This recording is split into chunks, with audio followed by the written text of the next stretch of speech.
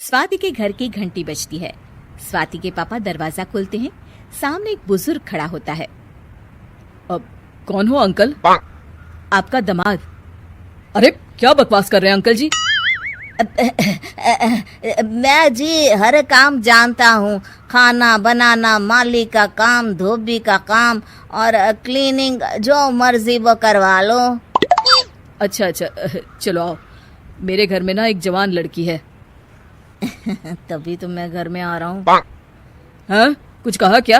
अरे नहीं कुछ नहीं, मैं फ्री में घर के सारे काम कर दूंगा और तो और एक भी पैसा नहीं लूंगा। अरे वाह, उस मयंक से पीछा छूटा तो सब शुभ ही शुभ हो रहा है। हाँ क्यों नहीं, आ जाओ। सामान कहाँ है आपका अंकल जी? अंकल ना कहो साहब, भले ही कुछ भी कह लो। अरे पर आप बुजुर्ग आदमी।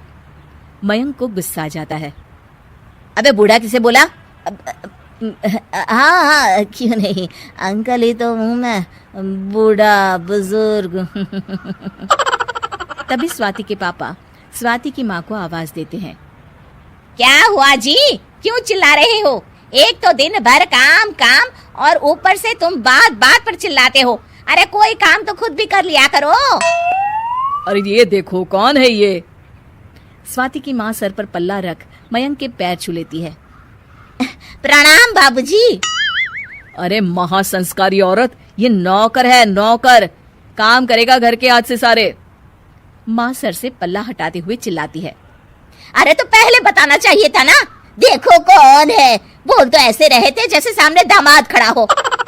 ये सुन मयंक बोल पड़ता है। सही तो कहा, मेरी होने वाली सासू माँ। इसकी बस एक ही बुरी आदत है, बड़बड़ाने की।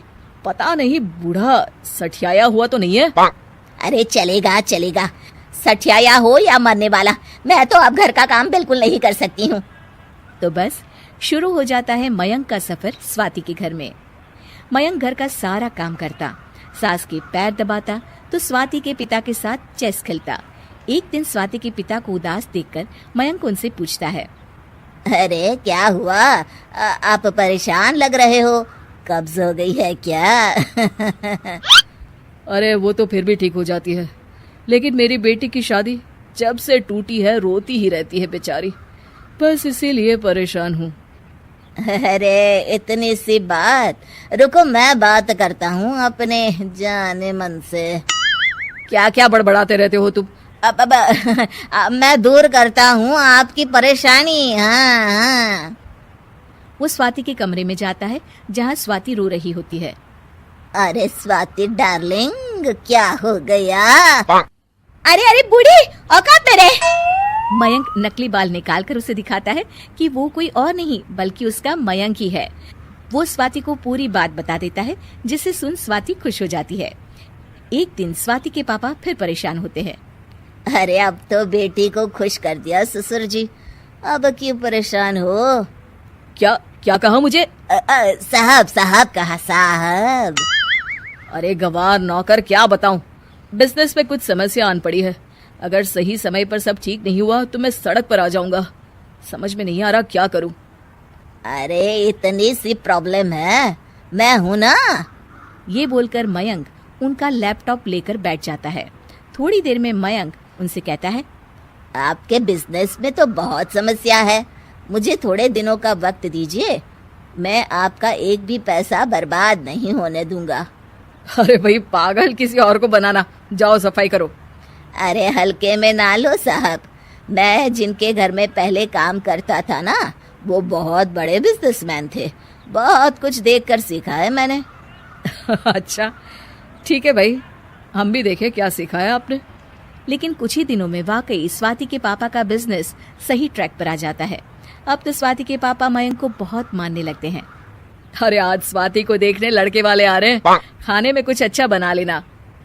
उनके मुंह से ये बात सुनकर मयंक परेशान हो जाता है। अरे इतनी जल्दी शादी क्यों कर रहे हैं साहब, अभी तो बच्ची छोटी है। नहीं, अब ये रिश्ता फाइनल करके मैं तो अगले ही महीने इसकी शादी करवा दूंगा। लड़के वाले आते हैं। बेचारा मयंक हाथ में खाने की ट्रे लेकर जाता है कि तभी उसके हाथ से ट्रे लड़के पर गिर जाती है और मयंक के सर के नकली बाल भी गिर जाते हैं। अरे बॉस, आप यहाँ नौकर का काम क्यों कर रहे हैं? मयंक जल्दी से बाल लगा लेता है, लेकिन लड़का जो कि मयंक के यहाँ नौकरी करता है वो उसे पहचान लेता है। अरे बेटा सिद्धार्थ, तुम इस नौकर को बॉस क्यों बोल रहे हो? मैं आपके लड़के से शादी करने को तैयार हूँ। तभी लड़की की माँ कहती है, अरे बेटा जरा इनकी लड़की देख तो लो, तब हाँ कर देना।